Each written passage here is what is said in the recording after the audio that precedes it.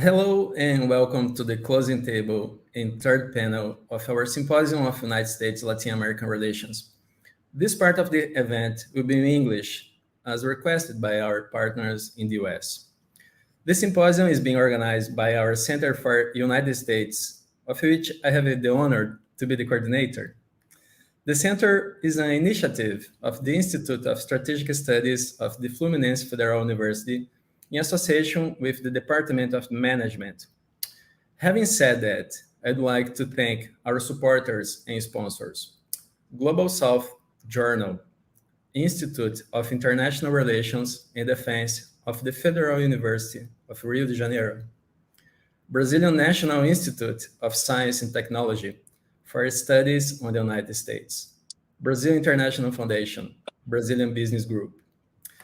I now invite Professor Tatiana Teixeira to talk about the dossier of the Global South Journal, whose articles are the inspiration for this symposium.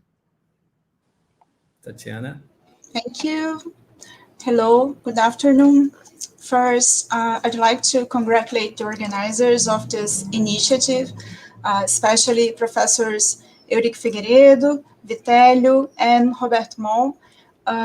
I guess I am the only person here at this symposium who is affiliated to all the institutions that are the basis for this event. First one, Revista Sul Global or Global South Journal. Second, the Institute of International Relations and Defense of the Federal University of Rio de Janeiro, or IRID. And finally, the National Institute of Science and Technology for the Studies on the United States, which is the largest institutionally formalized network or epistemic community of Americanists in Brazil and Latin America. So I'd like to say just a few words about the journal and its special issue. So Global was created and intentionally developed by the director of IRID, Professor Leonardo Valente, who unfortunately is not here during the symposium. The journal was launched in 2020 as a journal dedicated to original and analytical academic studies in international relations, defense, and political science, but also open to other areas with political, social, cultural, economic, and strategic implications for the Global South. So far, we have published issues on different aspects of the reconfiguration of international system, on the challenges for regional integration and development, for example, the case of South America or BRICS. We had a very thoughtful special issue dedicated to the 20th anniversary of the widely known book Empire. And finally, the last issue on the relations between the United States and Latin America. Sul Global has already had contributions by former Brazilian Foreign Minister Celso Amorim, Professors Diana Tucci, Luiz Fernando Ayerbe, Túlio Vigevani, and Williams Gonçalves, for example, and they're all internationally known and recognized in their areas of expertise. We have published articles not only in Portuguese, but also in English and Spanish. So having said that, I invite all of you to visit our website, just Google Sul Global, and then you'll find it, and get to know our publications. Well, my last comment is how the idea for this special issue came up. Just 1 second. So, throughout the presidential debates during the electoral campaign in the United States last year, we realized that Latin America, when it was mentioned, it appeared in very specific contexts, like migration, especially concerning the irregular situation of immigrants, environment and climate issues, and here the main topics were related to deforestation and fires, mainly in the Amazon during Bolsonaro's government, and also the influence of China on the region. And then we considered that there was room and need to present a deeper and more analytical material about these relations that affect us so directly. So, end of story. Thank you all. I hope we have an excellent debate this afternoon. Thank you, Tatiana. The third panel of our event will be about Trump-Biden in Brazil. The moderator of the panel will be my dear friend, Alexandre Ador Neto. Alexandre is a retired diplomat and currently a member of our Center of United States Studies. He worked in the embassies of Moscow, Luanda, and Belgrade. He also served as a consul general of Brazil in Chicago and worked at the Organization of American States, where he was secretary for multidimensional security. Before becoming a diplomat, Alexandre worked for the Brazilian service of the BBC News. He was also professor of economics at the Fluminense Federal University and worked for the Funding Authority for Studies and Projects under the Ministry of Science and Technology. If anyone would like to ask the panelists questions, please just type them into the chat during the presentations, and of course, the questions can be asked in English or Portuguese. That said, I declare open the third and final panel of our symposium on United States-Latin America relations and invite Ambassador Alexandre to introduce the panelists. Thank you. Thank you very much. Can you hear me? Yes. Yes, okay. Well, it's a pleasure to introduce. I would like to have some comments later, but let's follow what has been established.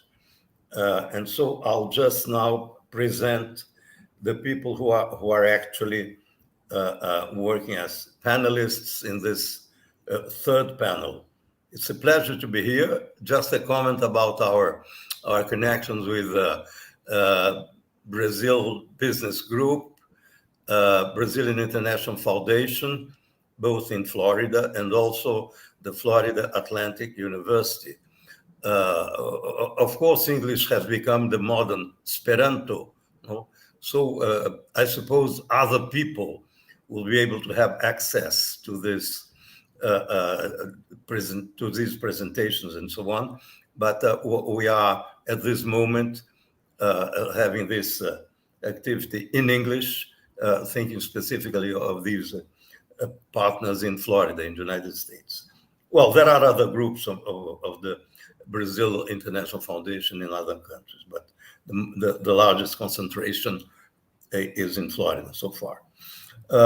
Professor Rafael Iores is an associate professor of Latin American history at the History Department and affiliated faculty at the Joseph Corbell School of International Studies at the University of Denver. He's also a researcher at the Institute for the Study of the United States in Brazil and author of several article and book chapters on the history of development in Brazil and other parts of Latin America, and on the course of US-Latin American relations, particularly during the Cold War.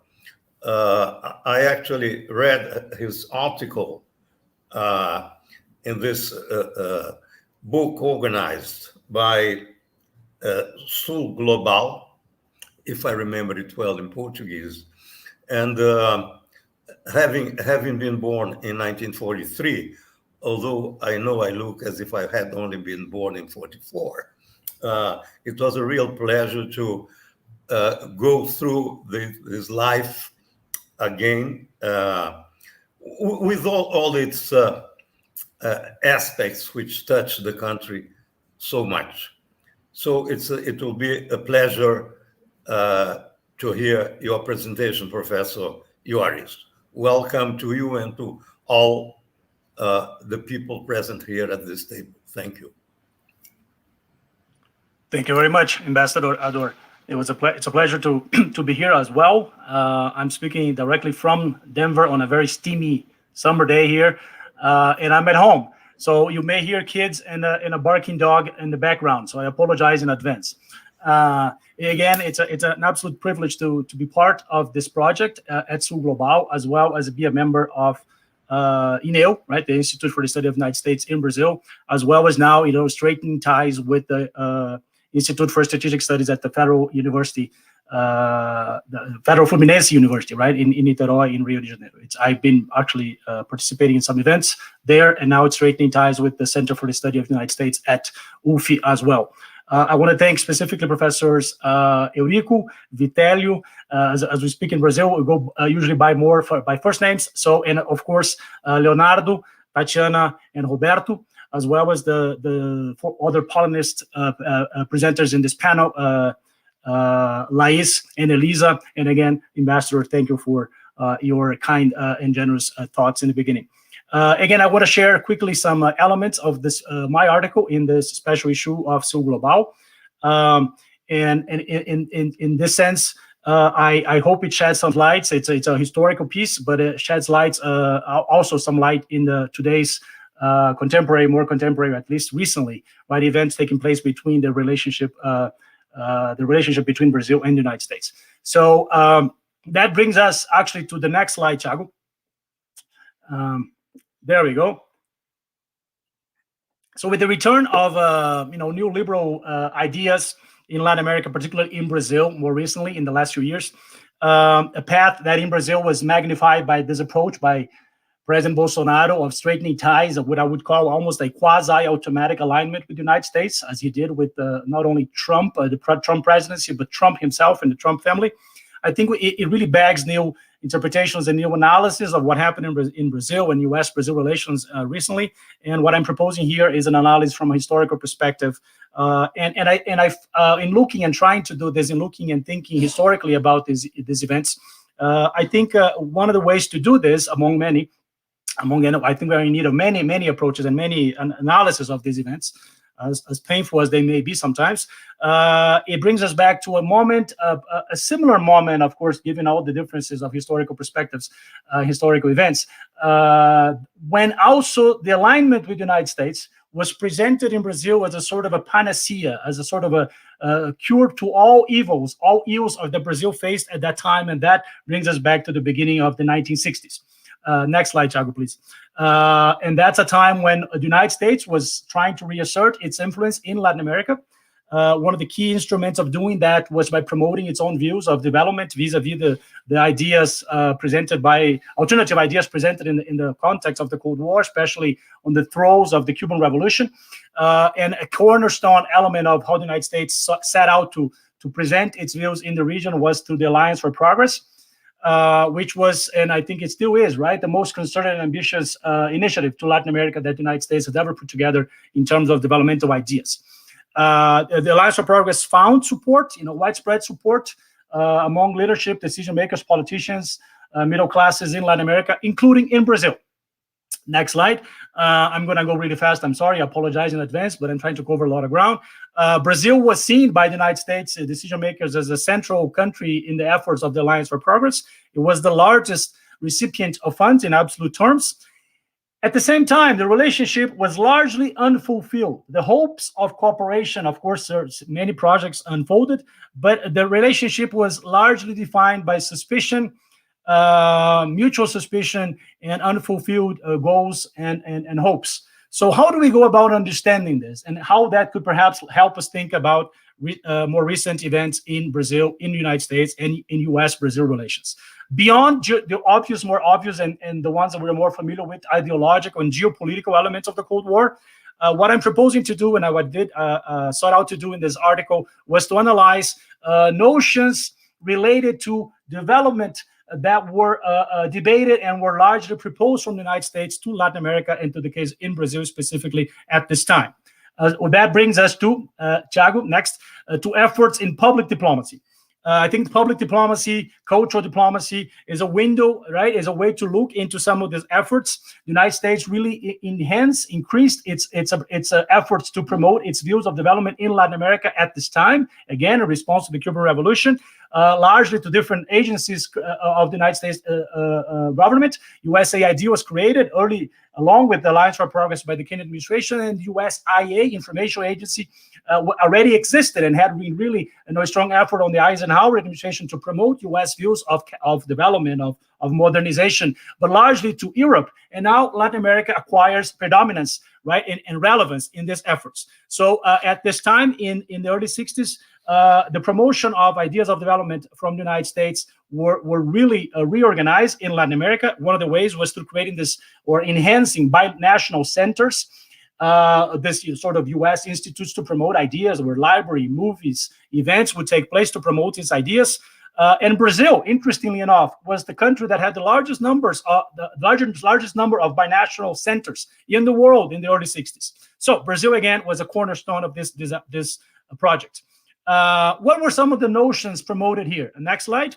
Of course, we know about the sort of anti-communism element, right, of the notions promoted here, and I'm using some cartoons because I think they are a great source to look into, to look at what are some of the ideas underpinning these elements promoted by the Alliance for Progress in its cultural, ideational, ideological sense. Anti-communism, of course, but beyond that, next one, ideas of a sort of idealized harmonious relation between labor and capital. So the United States was promoting this idea that capitalism was a better alternative vis-a-vis communism, of course, because labor and capital could work together and could work together in unprecedented ways. And this idealized image of capitalism was promoted here, right? Here, a piece written by no one other than Adolphe Burley, a former ambassador in Brazil in the 40s, very influential in politics in Brazil, right? Where he says that if Marx were to return, he would not be supportive of the socialist alternative presented in the Cold War, but rather of the idealized, very much welfare state created in the United States by the New Deal, now actually being attacked, right, throughout the 1960s and eventually in the 1970s and 80s. But nonetheless, this was the view that was presented here, this idealized idea of capital and labor relations. Also, this idealized and romanticized idea of community-based development, where it's up to us to work together, and a community, if it gets to work, get organized, and where people work together, we're going to be able to find, the solution to the problems of development in Latin America. In this sense, next slide, rural cooperatives were a quintessential venue to promoting this idea, right, that a society and the local community could come together in sort of this self-help idea. Again, it's up to us to work together was a key sentence in promoting in these pieces, many pieces, cartoons, but also publications. Here one, a high, that points out to not only the nonprofit idea that was, again, romanticized, idealized as a solution to these events, but also the role of nonprofit organizations, such as the Rockefeller Foundation, which already had an important role, especially in the countryside in Brazil in the 1950s, but also now strengthening ties with rural cooperatives in the 60s and 70s.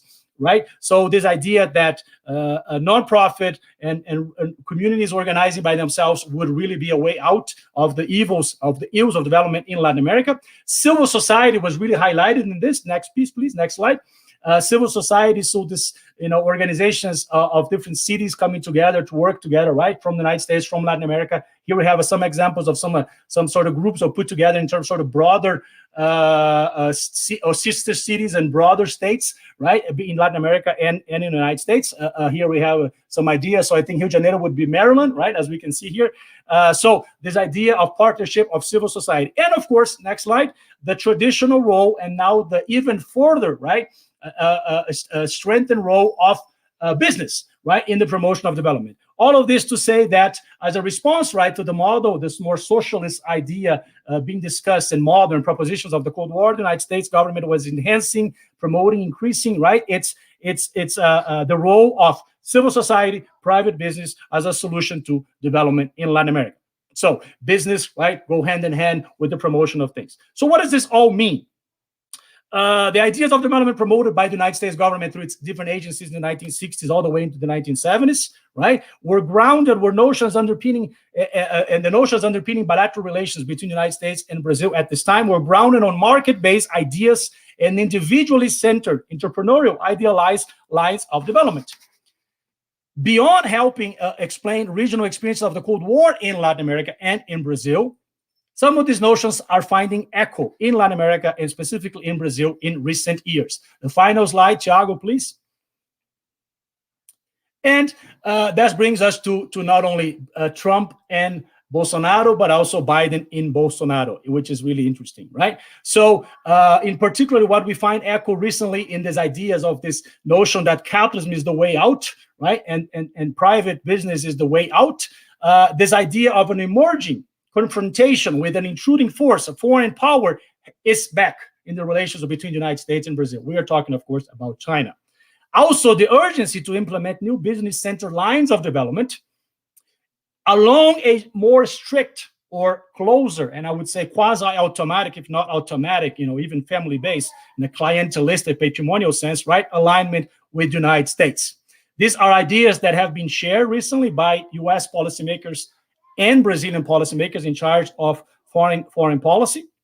And even though Bolsonaro, in many ways, of course, is a character, right, of the 1970s, even though as he was part of the armed forces in Brazil, and in many ways he shared more authoritarian ideas that would find expression in Brazil later in the 1960s and especially in the 1970s, right, during the late years of the dictatorship in Brazil. The economic agenda that has been espousing his foreign policy in the recent years finds elements and resemble market-led policies and the diplomatic orientation espoused and pursued, right, by, as a panacea-like solution to the problems of Brazil by proponents of the alignment with the United States and Brazil of the early 1960s, and proponents that would join efforts, right, in the coup of 1964 and the early operators of the ensuing military regime.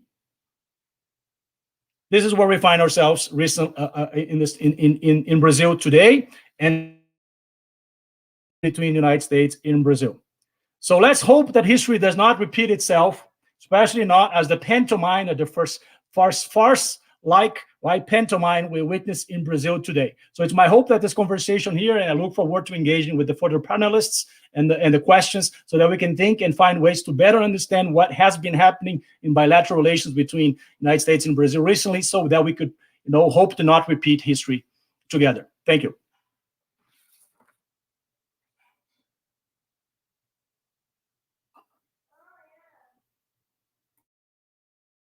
Hello? Hello. So, thank you so much for your presentation. You imposed on it a very, very fast rhythm, but I could follow everything. So I hope the same has happened with everybody. So now we will have the presentation by both Lais Thomaz and Elisa Ferreira, and I'll give you a sum up of their position and work as at the, let's say, the academic and specialty sphere in Brazil of people interested in developing and enlightening the relations we have with the United States. Lais Thomaz is a professor at Federal University of Goiás. She received her PhD and MA degrees in international relations and developed her first postdoctoral research at the Santiago Dantas graduate program. Elisa Ferreira, on the other hand, is a master's degree candidate in international relations at the University of São Paulo. So I now pass on the responsibility to them both to go on enlightening us about the United States and its relationship with Latin America, Brazil, and so on. Thank you. The floor is yours now. Thank you, Ambassador Adornato, for introducing us. Hello, everyone, especially the ones that are following us on YouTube. We would like to thank all the people involved in the organization of this great event, especially Professor Vitelio, Professor Tatiana, and Professor Roberto. Thank you for inviting us for this debate. I also thank you, Thiago and Igor, that are helping us with all these technical issues. It's such a pleasure being here, sharing our thoughts and ideas with Professor Rafael. It was a great and very interesting presentation, and we are looking forward to receiving the feedback from the ambassador. We can start our slides presentation, please.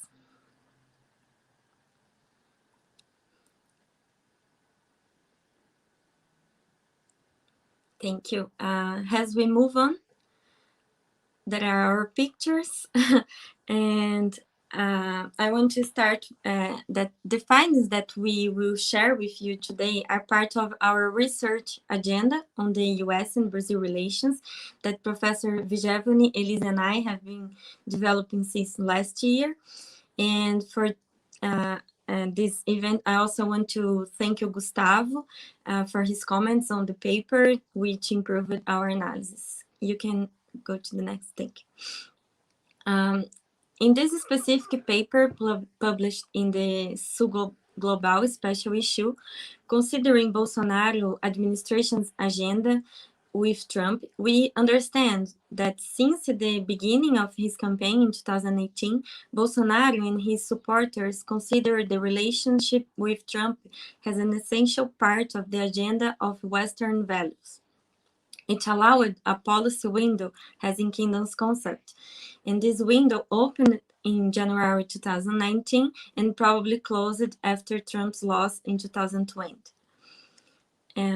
Our main goal was to analyze how the positions of Bolsonaro government had produced negative outputs for Brazil, resulting in international isolation. In this sense, the Brazilian government made concessions in negotiations that did not produce benefits for Brazil. The key industrial sectors, chambers of commerce, both in Brazil and the US, aimed to use this context to push their agendas, convinced that the governments would provide important agreements. The next thing that we will see in the next slide, please, is our introduction topics. So the former Minister of Foreign Affairs, Ernesto Araújo, did not think that concessions were actually made, arguing that the relationship between the countries is dynamic. He clearly supported the American leadership, no matter what. In this matter, it changed the Brazilian foreign policy traditions, which used to seek autonomy in the international field and the utilization of foreign multilateral relations, such as Mercosur and BRICS. Having this in mind, our hypothesis is that this alignment brought consequences that compromised Brazil's development. For a better understanding of this, we selected 4 case studies for this paper. You can move to the next slide, please. The first that Elisa will present is the failed Embraer-Boeing deal, and the second is the visa exemption for North Americans, and I will present the Alcântara Technology Safeguards Agreement, followed by the Research Development Test and Evaluation Agreement, the RDT&E. And before Elisa explains the Embraer case, it is important to say that the methodology used was qualitative, with primary sources from government and private sector documents, but also includes secondary sources like academic analysis and journalistic materials. Elisa, the floor is yours now. Thank you, Lais. I would also like to thank everyone for the opportunity of being here today to present this paper. Now, you can go to the next slide, please. Let's present the failed purchase of Embraer by Boeing. As you may know, Embraer was founded in 1969 as a public company, resulting from a creation process that started in 1940. It was privatized in 1994, although it continued receiving support from the state. It has represented technological success in the production of small and medium-sized planes. The negotiations between Boeing and Embraer started at the end of 2017 in the Temer administration. At that time, the Minister of Defense, Raul Jungmann, worried about the maintenance of our sovereignty, although he supported the partnership between the companies. Bolsonaro's administration continued the negotiations between the companies. In January 2019, the president held a meeting with some of his ministers to discuss the fusion. He had expressed before that he was worried about the terms of the deal. However, after the meeting, it was stated that he would not use his veto power, which is called golden share, to stop the deal. In addition to his own decision not to oppose the transaction, on his visit to the United States in March 2020, Bolsonaro visited Embraer's facilities in Jacksonville. With the decision, the negotiations went on. The core of the government's economic policy supported the sale, both because of the liberal perspective of the global market and also because of its aspiration for closer ties with the United States. Boeing argued that the partnership would give the companies a chance to develop their growth in the global market and also aimed at developing the market for the multi-mission medium airlift KC-390.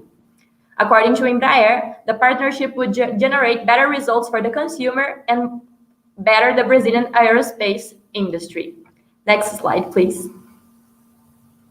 It would also make Boeing competitive towards Airbus in the making of small commercial airplanes. That was important because Bombardier and Airbus were also negotiating a deal, which worried the other producers. The agreement, which implied the transfer of control of an important part of Embraer's production to the US company, had international political difficulties in Brazil. Along with the financial implications, there would be a strong risk of loss of skilled jobs, increased deindustrialization, and a weakening of the Brazilian capacity in R&D. Those who defended the creation of the joint venture used the market argument, not considering the possible weakening of our technological capacity. The negotiations between Embraer and Boeing were concluded immediately after Bolsonaro took office and were in line with the proposal of his economic policymakers: a withdrawal of the state in the productive sector, strategic alliance with the United States, and a reduction in the public sector responsibility for investments in education, science, and technology. In the beginning of 2020, the market changed. Due to that, Boeing decided to cancel the agreement. The desertion of the deal by the American company put an end to negotiations on the merger of Boeing and Embraer. The negotiations were on the public and governmental agenda since the end of 2017. They were accelerated during the Temer government, but concluded after Bolsonaro took office and were in line with the proposal of his government's economic policymakers. In the beginning of 2020, the market projections changed and Boeing decided to cancel the deal. Faced with this situation, Embraer had to resign itself to the loser's role, seeking compensation in arbitration. In our conclusions of this case study, we analyzed the economic interests. In the liberal perspective of Bolsonaro's government, the sale would be good for the country and could possibly strengthen its ties with the US. On the other hand, it would have probably led to technological dependency and the loss of potential in a sector in which Brazil had financially invested for over 70 years. According to critics of the agreement and the international literature on the subject, the sale would eventually subordinate the competence accumulated over decades to the decision-making power of the new owner, especially with regards to the project's technology. Thus, Brazil would lose R&D capacity. However, the cancellation of the transaction demonstrates that even when Bolsonaro's government wanted the negotiation aiming to strengthen ties with the United States, it was not possible to sustain the sale. Therefore, from the point of view of the government that had guaranteed the sale, the result was certainly negative. The failed deal strengthens the idea that Bolsonaro's government makes concessions without generating good results for Brazil, increasing the perception of a dependency towards the United States. Next slide, please. Now, we will talk about the visa exemption for the North Americans. The Brazilian government established the exemption of visit visas for tourists from the US, Australia, Canada, and Japan in March 2019. This was used as a demonstration of Brazil's goodwill towards the United States during Bolsonaro's trip to Washington. The measure was considered contrary to the Brazilian diplomatic tradition by diplomats and by the Brazilian media. Before the deal, in 2017, the Trump administration had made it even more difficult for some countries, including Brazil, to obtain visas. Dilma Rousseff, former Brazilian president, had already established a waiver for those countries, aimed at those who were coming to watch the 2016 Olympics. 2 years after the fact, there was another attempt at the exemption, but the Ministry of Foreign Affairs went against it, arguing in favor of the principle of reciprocity. Next slide, please. Those in favor of the exemption used arguments about the advantages that could be brought to Brazil's tourism, because the tourists from those countries have high purchasing power and low migratory risk.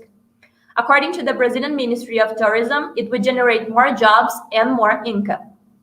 In March 2020, Bolsonaro signed the adhesion of Brazil to the Global Entry Program, which allows registered travelers to pass through immigration in the US without the visa exemption. The negotiations for the deal had been going on for years. So although Bolsonaro and his ministers defended the unilateral concession, it was highly criticized. Ambassador Celso Amorim, former Minister of International Relations of the Lula da Silva administration, when talking about the visa exemption, argued that Brazil had never been subjected to such humiliation before, and that it would not bring more tourism to the country. He also stated that international relations are based on reciprocity, and the only exceptions to that are when negotiating with countries that are poorer than our own. In the public debate about the unilateral concession, particularly in the press, it was highlighted that historically, the position of Brazilian diplomacy has always been to defend the principle of reciprocity. Even considering that on March 6, 2020, Bolsonaro signed the decree seeking Brazil's adhesion to the Global Entry Program, the negotiation and bargaining capacity in this regard was weakened. Minister Araújo's disposition to the idea and then the effective acceptance of the end of mandatory reciprocity represents a historic shift. Thank you. Back to you, Lais. Thank you, Elisa. Continuing our analysis on the next slide is our third case related to Brazil and United States Technology Safeguard Agreement, the TSA, for Alcântara loans. We highlighted that when Bolsonaro was a congressman, he totally disagreed with the first version of this agreement in 2000. At the time, the main argument was that the TSA would put Brazilian sovereignty at risk. But during Temer's administration, it returned to the table of negotiations, and with the new orientation pro-United States, there was an opportunity to finally approve it. For the Bolsonaro administration side, the TSA will generate economic development, and Brazil will be part of the global space market, consolidating the country as a strong player in this field. The American interest at Alcântara is related to its location because it is the most efficient option for the so-called geosynchronous orbit satellites. Because of that, the US will have more competitive launches compared with the European ones from French Guiana. Another important point is that 80% of the world's space equipment has some US component, and therefore, without the agreement with the US, the Space Center would not be able to launch any of the with US content, leaving it practically out of the market of space markets. But there are some provisions in the agreement that are not so different than they were in the 2000s version. For example, it is established in Article 30, Section 2, that the government of Brazil may use these funds for the development and improvement of the Brazilian space program, but may not use these funds for the acquisition, development, production, testing, deployment, or use of the missile technology control regime in this category first systems that are related to the capabilities exceeding 300 kilometers and 500 kilograms range, either in Brazil or other countries. The Brazilian space program has intentions to develop this category, but cannot use the Alcântara's fund for that. In addition, the United States can prevent other countries from using the base if they accuse them of terrorism, for example. The domestic laws and policies of the United States are also set forth in Article 5 of this agreement. There are restrictions on the entry of equipment, technology, labor, or financial resources from countries that are not members of the MTCR, like China. Thus, it is evident that Brazil gave in and made concessions to the United States seeking to enter in this global space market without having guaranteed the transfer of technology for its own program. There is also a very complicated issue related to the Quilombolas community that live there, resulting in the expulsion of some 800 of these Quilombolas families from their ancestral land. This possibility generated a resistance movement in the US led by former Congressman Haaland. Now she's the Secretary of the US Department of the Interior. The next case to talk about is the RDT&E. Thank you. So this agreement continues the Master Information Exchange Agreement, the MEIEA, that was signed by the Temer administration in 2017. And this long-term agreement is expected to last 15 years until 2032. Both RDT&E and the MEIEA were possible based on the framework of the Defense Cooperation Agreement, the DCA, signed in 2010 during Lula and Obama's administration. The RDT&E was signed in March 2020 and sent to the Brazilian Congress in August at the same year, and it was kind of an umbrella agreement.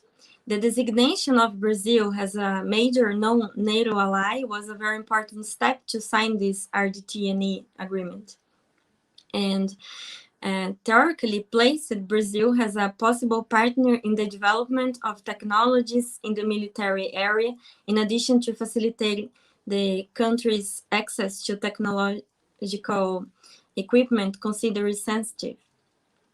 The argument is that this would help in relations with US allies. However, it is important to emphasize that this agreement does not involve the transfer of this critical technology to Brazil, and that most of the RDT&E fund of around $104 billion is destined to the American companies and not to partners such as Brazil.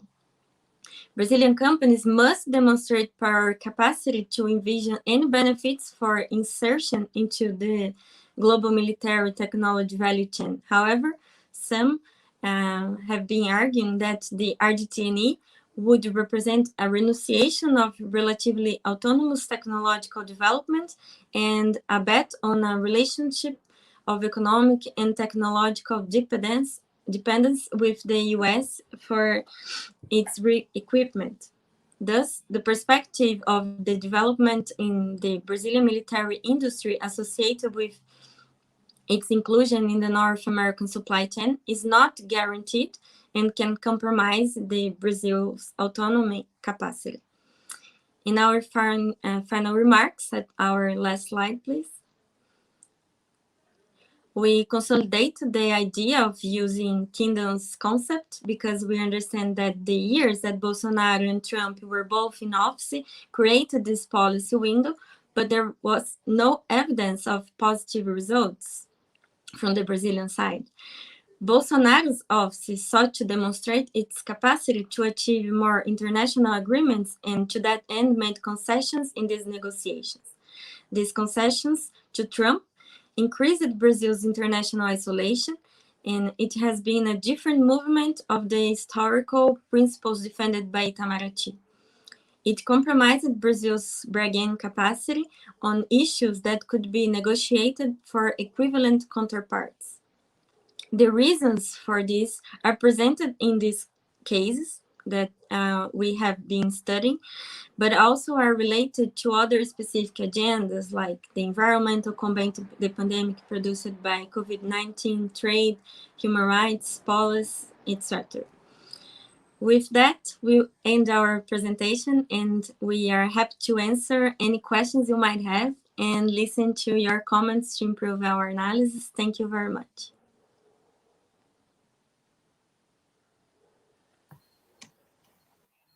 Thank you very much. I think one important thing that we have presented now, I had read the article by both of you and Tulu, is it Giovanni?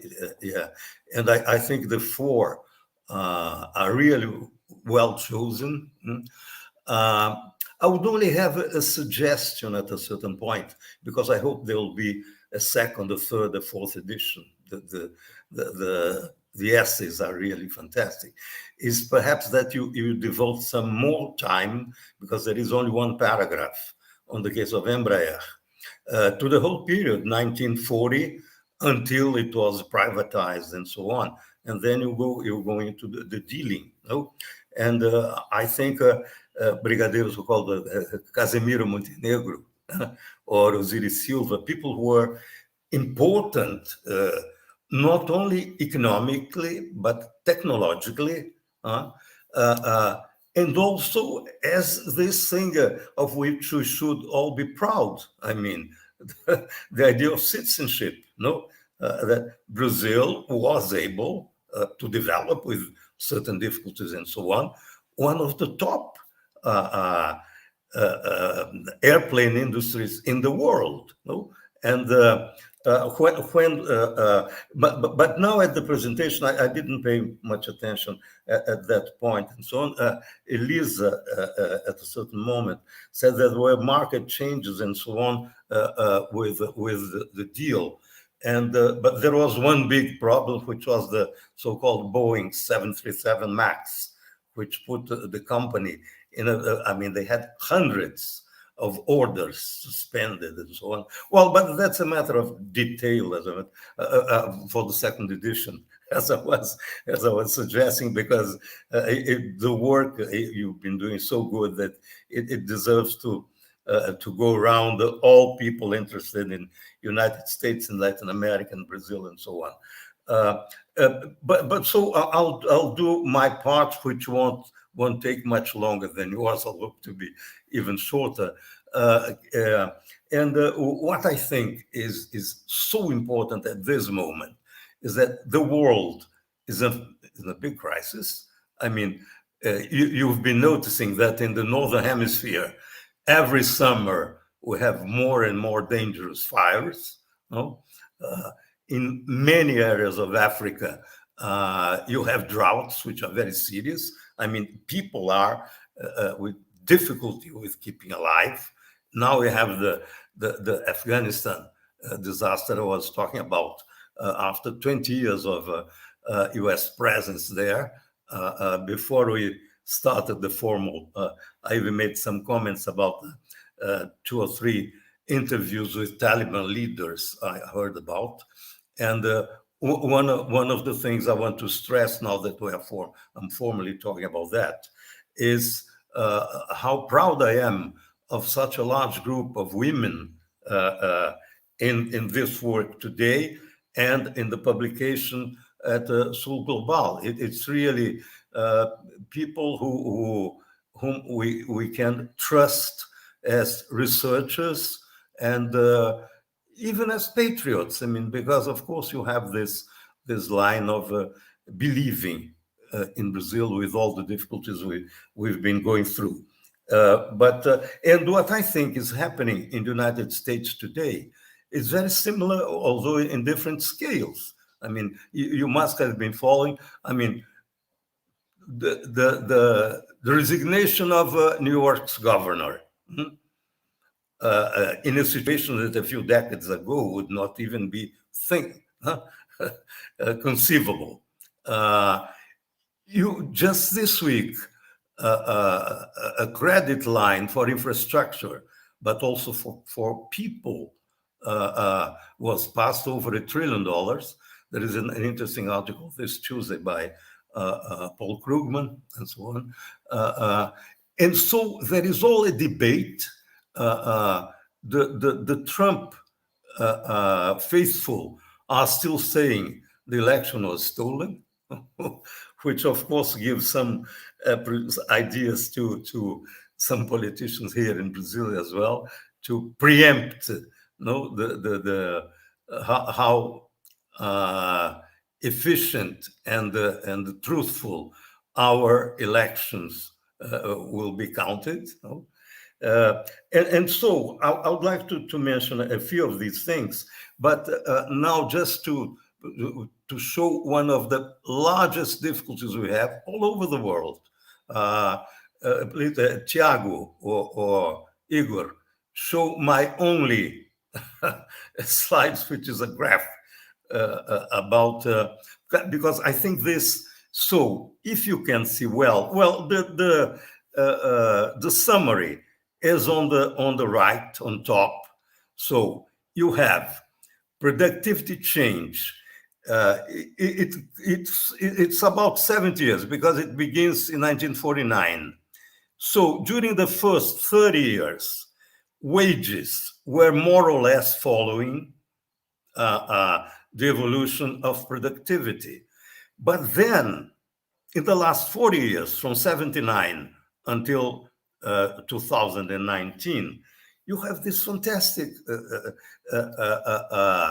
gap, no? Which shows, and this is part of the whole rise of Trump and so on, because typical workers in the United States, no, are not feeling, no, their work is being valued as it used to be. So you have productivity in this from 79 to, in the next 40 years, increasing 72%, and the wages, the hourly pay, increasing only 17%. So it has become impossible for the typical worker in the United States, not having a university degree and so on, to keep the standards of comfort and standards of living that his parents or grandparents had. No, I think this, so it's the only thing I selected here. I'll have a few more comments about this, but this is part of the difficulty of capitalism all over the world. I mean, the concentration, no? As the generation of jobs is not what it used to be. So this is part of the growth of a certain extreme right all over the world. No? And so if you think of inequality, no? You have it for all reasons: ethnic, cultural, economic, origin, Hispanics, and so on. So typical Blacks or Latinos in the United States, for the same sort of job, they are paid much less than the typical white in the same position. Just yesterday, we had the new census. Well, it is previous. It's just, I mean, they don't have the final things. But anyhow, typical whites, what the census people in the States call as whites, they went down from 2/3 of the population, 65% more or less, 10 years ago, to around 50, 52, and so on. So one of the other things which is challenging, but which is also difficult to live with in daily life, is precisely diversity. So typical American society is becoming less and less white, as they would call it. No? Things which are important there, which are important here: the matter of security, no, safety, the use of guns in police, and the practice of police. I want to go into that, but of course there is a racial component which is very important there and here. The whole thing, Black Lives Matter and so on, always saw in the last, and of course, the homicide rate in Brazil is 4 or 5 times what it is in the United States. But both in Brazil and in the United States, non-whites have a much higher rate of incidents of killings or violence and so on than the other groups of society. Now, just one second about it. The environmental problem, no? Some people in the Democratic Party, as you've been following certainly, proposed the Green New Deal. The middle group in the Democratic Party perhaps consider this too radical or anti-industrial and so on. But it is going to advance. As you know, Biden went back to the Paris Agreement, 2015, and just one more comment about Biden. I always say, look, Biden won the election and took over at 78. So if he's president again, he'll be 82. Of course, I like him as it can be in the United States, no? But of course, he wants to do everything he can, because if you begin as president at 78, he was born November 20th, 1942. No, you don't know. You cannot be sure you are going to have a second term. So it's and he was a senator from 73 to 2009. So 36, this is 6 terms as a senator, and then 8 years as vice president to Obama. So he has a lot of experience in negotiating, and he has sort of strategic patience as well, which most politicians do not, as we know, do not always have. I mean, we have very clear examples here in Brazil of total lack of strategic view, even a certain tactical smartness, no? Creating problems all the time so that the real problems do not appear clearly, and so on. But then and one of the things which also appeared today and even is to what extent, no, Biden is different from Trump.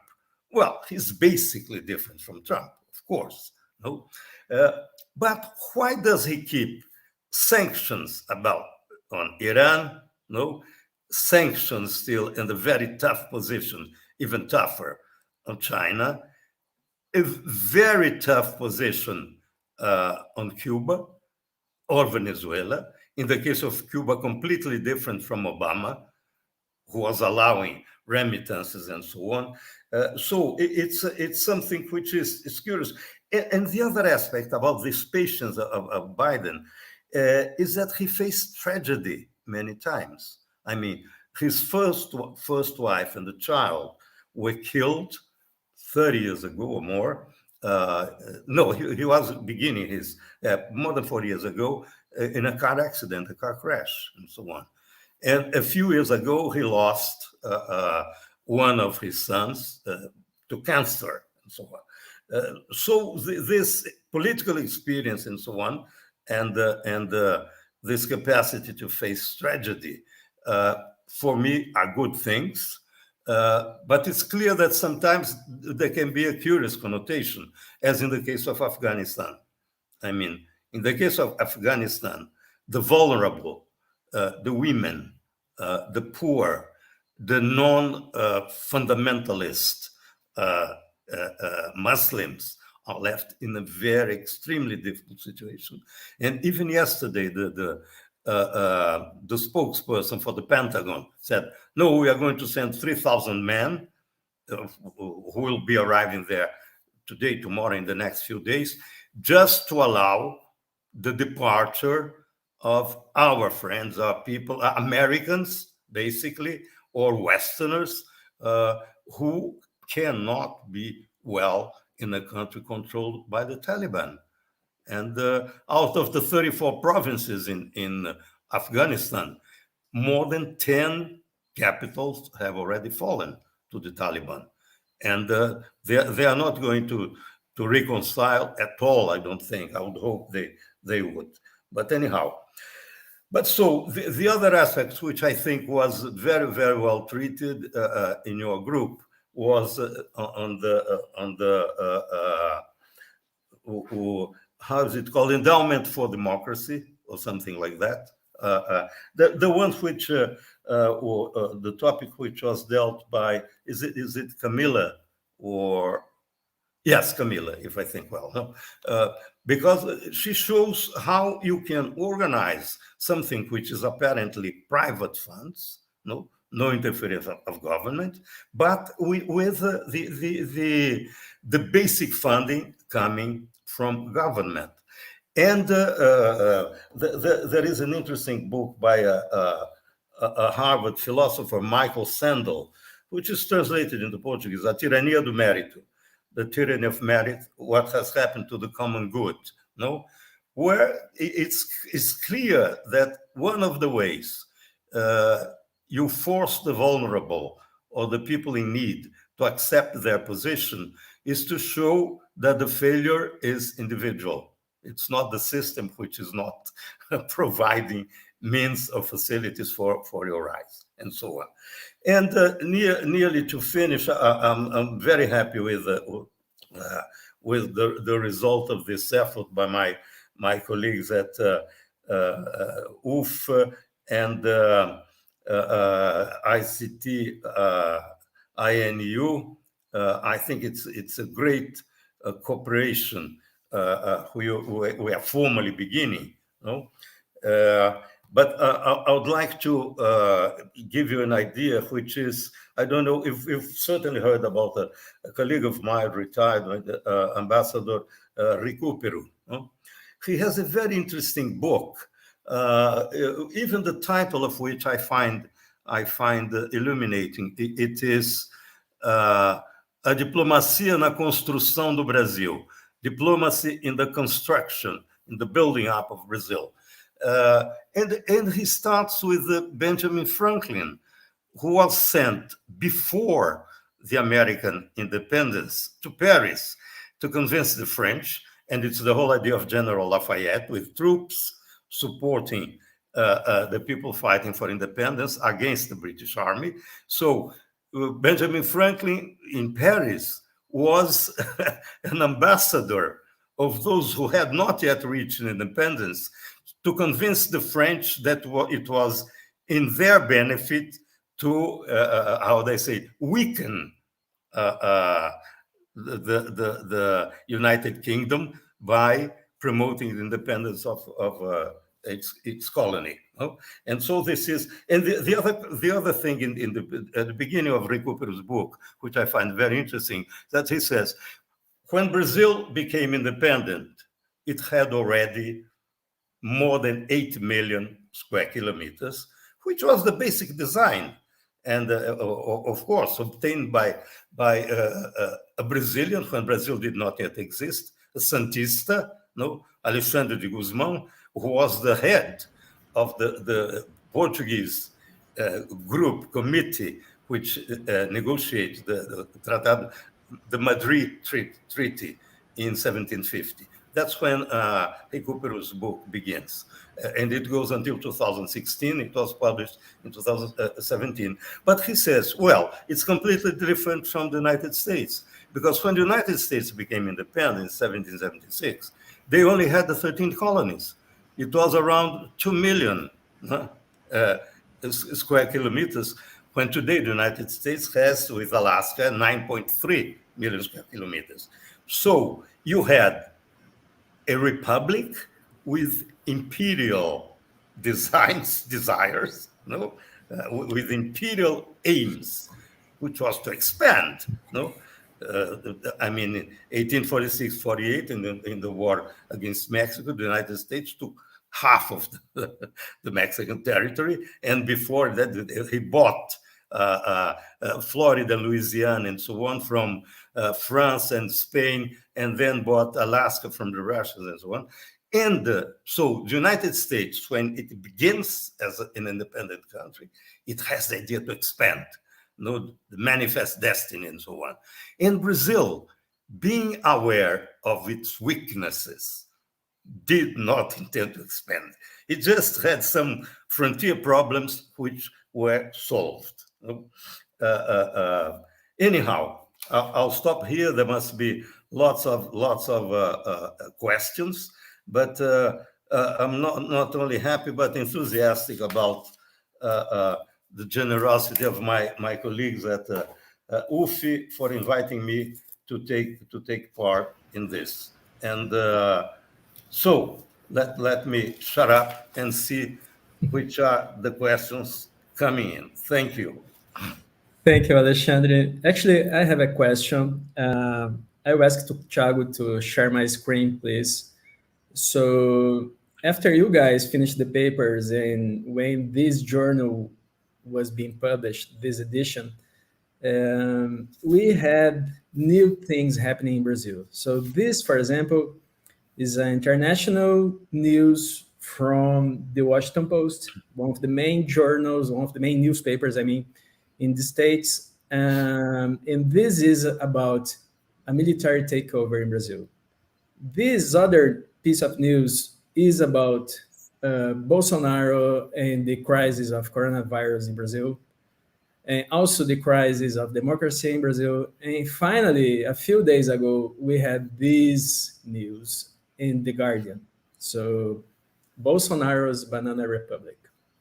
So my question for you guys is, how harmful can be this kind of news for Brazil in the States, in other countries, and how dangerous can be for Brazil to really have a military takeover in the next year?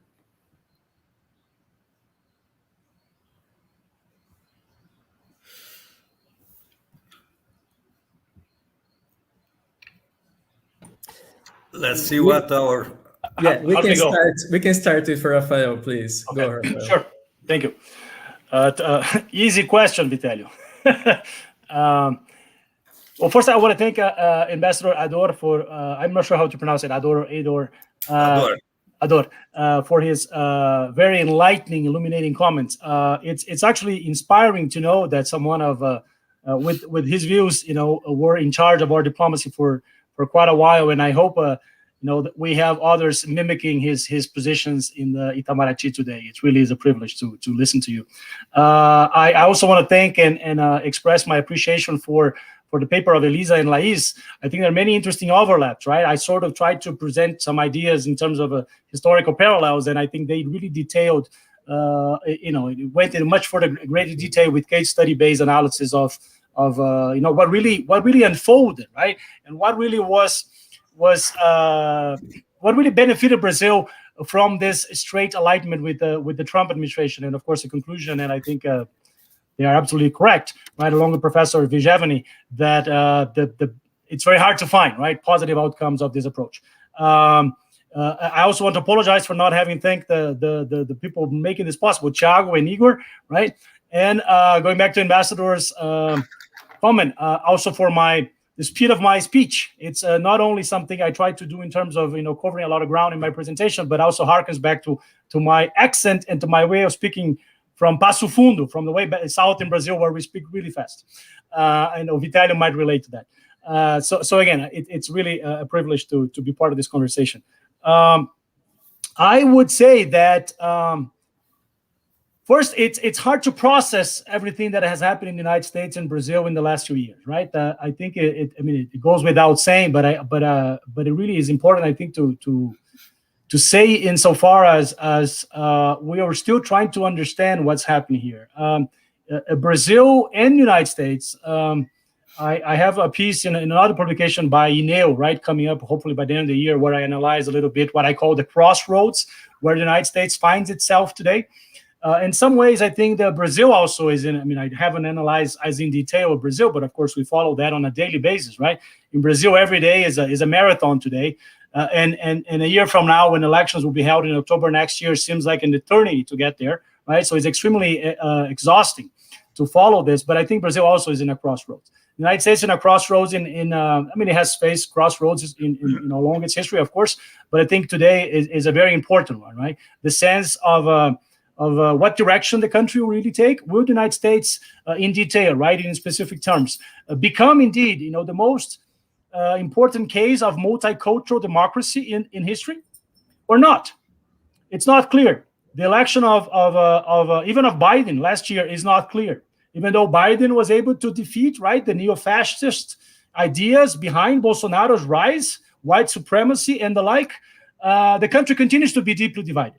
The institutions are divided in terms of, of how the checks and balances are still in the hands of Republicans in terms of, they don't represent the will of the people in terms of majority, but they are able to block, right, the will of the people. In society, in a more sociological sense, is deeply divided. So there's a crossroads right there. Is it really going to become a multicultural, multiracial, multi-ethnic democracy or not? Or will become ever more a rule of the minority, which is really the Republican project, by passing all these many, tragic laws of blocking access to voting.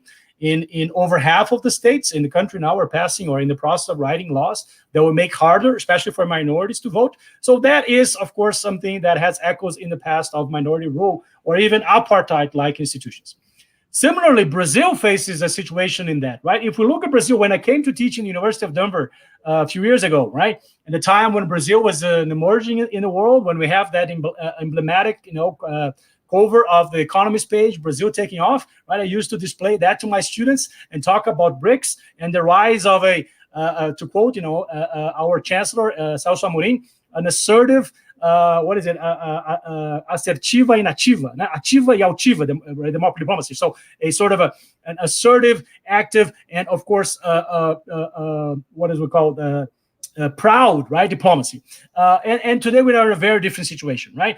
Scholars of Brazil in political science and other disciplines for a long time, from the 80s, looking at the transition from dictatorial regime to democracy, about 10 or even 5 years ago, were betting on the fact that the Brazilian democracy was in the process of becoming consolidated, right? I've been to panels and conferences where people said, I think, it's pretty clear that Brazil, maybe it's not a completely fully consolidated democracy, but getting there, right? It's transitioning from that middle rank position where we used to see it in the 90s and the early 2000s to become a consolidated democracy as an example, even, for the region and maybe even for the world.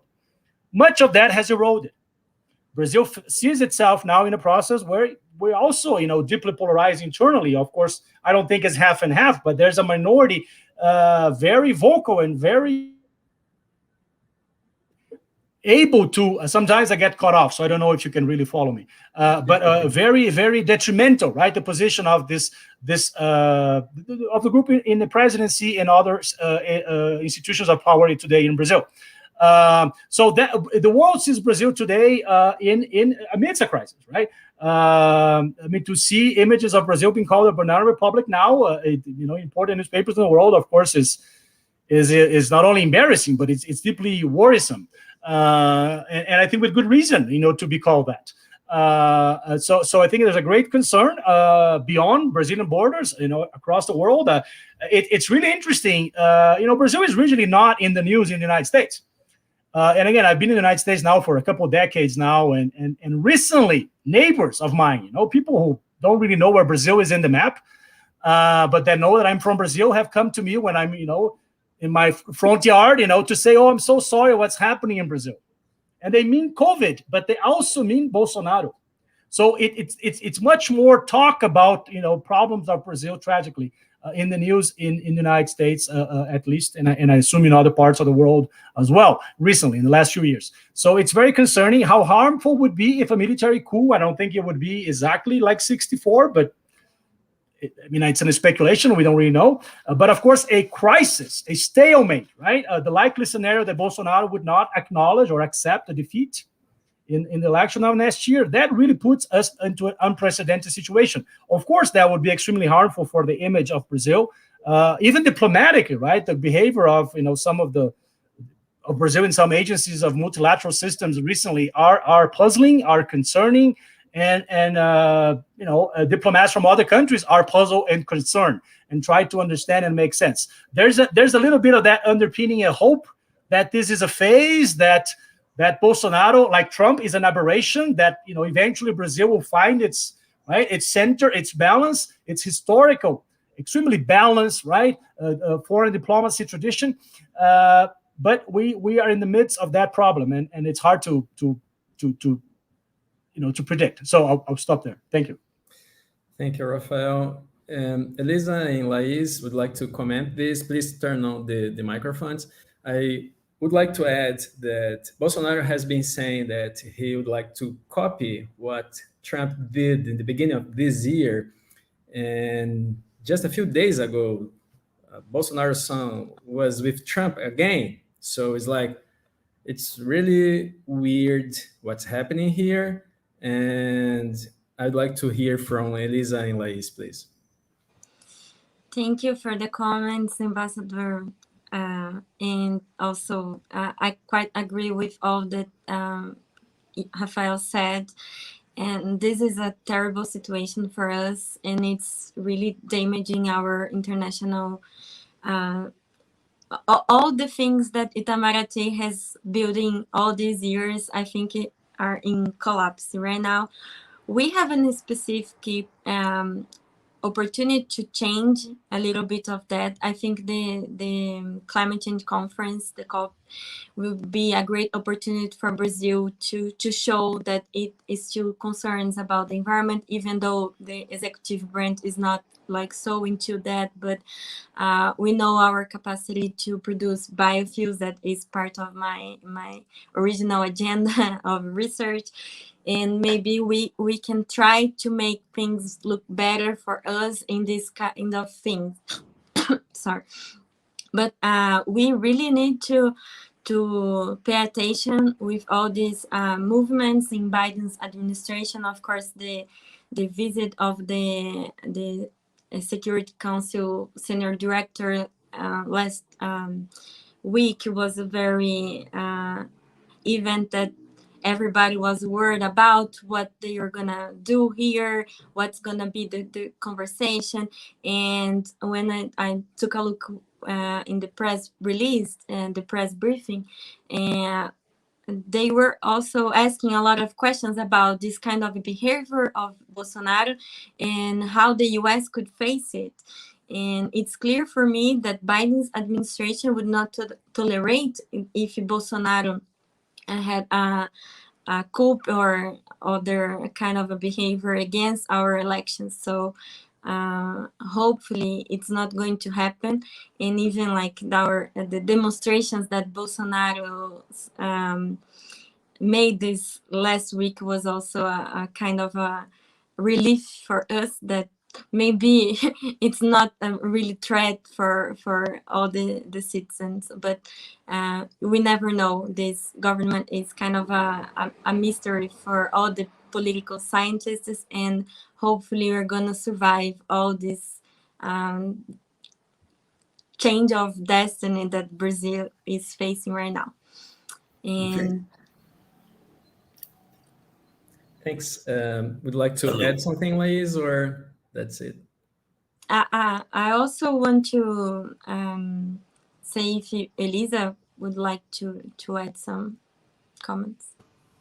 And I would also like to thank you for the comments. Definitely we will expand this journey, this research agenda. I am also researching the Bolsonaro's foreign policy. And I think those demonstrations, those comments saying that he would want to copy Trump's actions in the beginning of the year demonstrates that what we were trying to demonstrate with the paper, that the connections were established with Trump. It was something bigger than connecting to the United States. It was a connection to Trump, his ideals. And I think, I hope that this will pass, but I think that we will be dealing with those kind of things for a long, long time in Brazil, the far right and all those issues that are being brought. And hopefully, as Lais said, that thread won't be as big as it seems, but it's something that is a crisis, and it's something that we have to worry about and that we have to fight against. And I think those demonstrations show the connection between Bolsonaro and Trump, and the visit of his son also demonstrates that. But once again, I want to thank you all for the comments on our paper, and that's it. Thanks. Alexandre, do you have any final remarks? Yes. Can you hear me? Yes. Yes. I don't know, because it's a huge book, but it's by one of my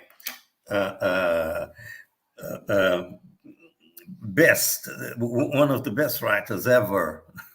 It was Gabriel Garcia Marquez.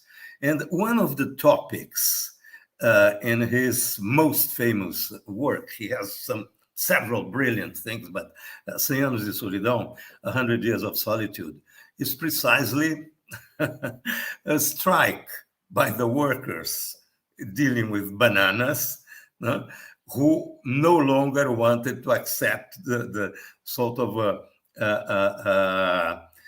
very, very low wages that an American company was paying them for the bananas. And Banana Republic, of course, applies much more to Central America, but it is, and it's a curious metaphor, because why a country like Brazil is so vulnerable, so that when Rafael Iores mentioned the cover of The Economist, you remember there were two.